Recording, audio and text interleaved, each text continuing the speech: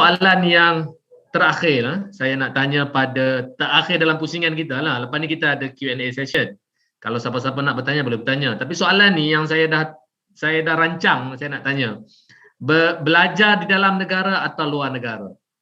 Apakah jenis beasiswa dan bagaimana kalau ni satu soalan yang satu lagi lah. Kalau kita dipanggil interview untuk bekerja ke, interview untuk masuk universiti ke, ada program universiti yang kena interview.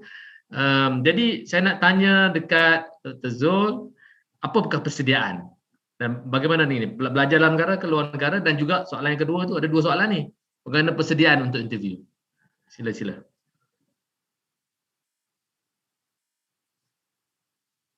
Tak dengar. Sorry, lupa unmute, sorry. Okay.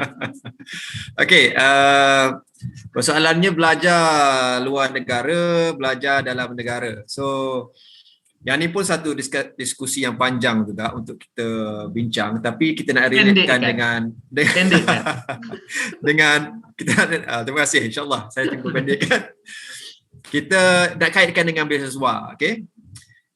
Beasiswa ni dia dalam negara pun ada, luar negara pun ada. Cuma kita nak kena tengok jenis apa beasiswa tu, siapa pembiaya dia dan sebagainya lah. Okey. Kita ada beberapa kategori pembiaya beasiswa lah. Ada government, separuh government. Kita ada beasiswa daripada agensi swasta, agensi korporat, ya, daripada universiti, dan juga beasiswa daripada antarabangsa, badan-badan antarabangsa. So itu kategori pembiaya dia. Dan dia ada jenis-jenis di beasiswa, jenis pembiayaan ni, ya. Dia ada kategori beasiswa. Beasiswa ni maksudnya dia tolong bayar semua full untuk kita belajar, yuran, sara hidup, elang buku dan sebagainya. Dan beasiswa ni biasanya dia akan bond. Dia ikat kita. Contohnya macam Maybank, CIMB, Petronas, ya, dan sebagainya. So bila kita habis belajar, dia akan ikat kita terus kerja.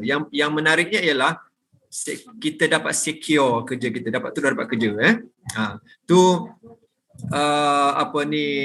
dari segi beasiswa lah, beasiswa.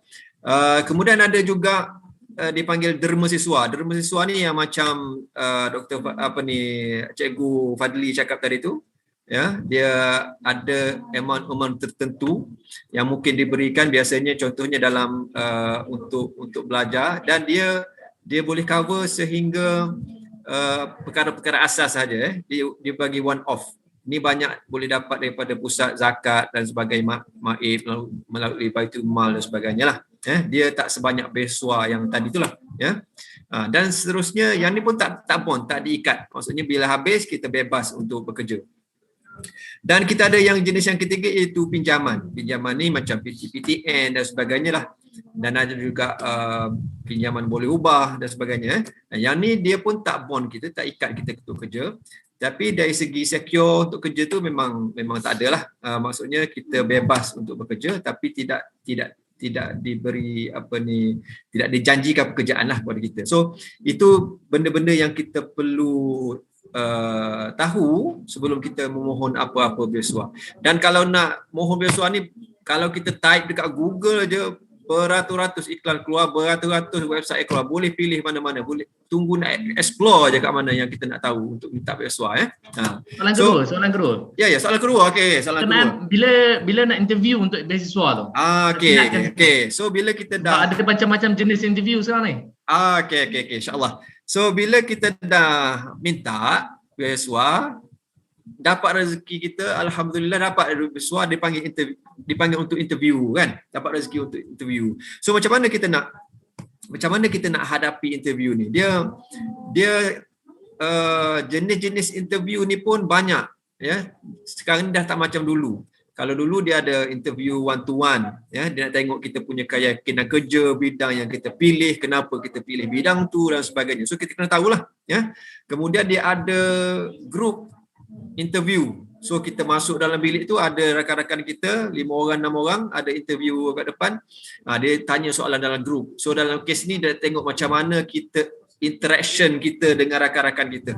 Macam mana nak tengok mungkin elemen leadership yang ada pada kita. Siapa yang memulakan perbualan, siapa yang nak bagi pendapat yang banyak, pendapat yang sikit, siapa yang lebih berkeyakinan dalam memberi pendapat. So itu kita boleh tengok dari situ group interview. Dan yang ketiga juga mungkin dia bagi satu test, satu projek. Ya, mungkin dia letakkan dalam satu bilik, dia bagi soalan untuk jawab dari masa sekian-sekian, tengok siapa yang dapat jawab dengan cepat, ataupun dia bagi game. Dia nak tengok macam mana kita nak menyelesaikan masalah dalam bentuk yang singkat. Ya, biasanya aktiviti-aktiviti yang berbentuk game ni dia come up dengan satu problem yang kita boleh selesaikan. So dia tengok macam mana kita buat decision, macam mana kita nak buat kolaboratif dengan kawan kita nak menyelesaikan masalah, elemen networking dan sebagainya. So benda-benda tu kita perlu tahu dan kita perlu ambil pertimbangan yang penting lah untuk consider kalau kita dipanggil untuk interview bagi sesuatu beasiswa lah. Ya, so benda-benda tu semua tadi insya-Allah kalau kita explore, dia akan dapat bantu kita semasa sesi interview. Ya. Okey, terima kasih banyak pada Dr. Zul.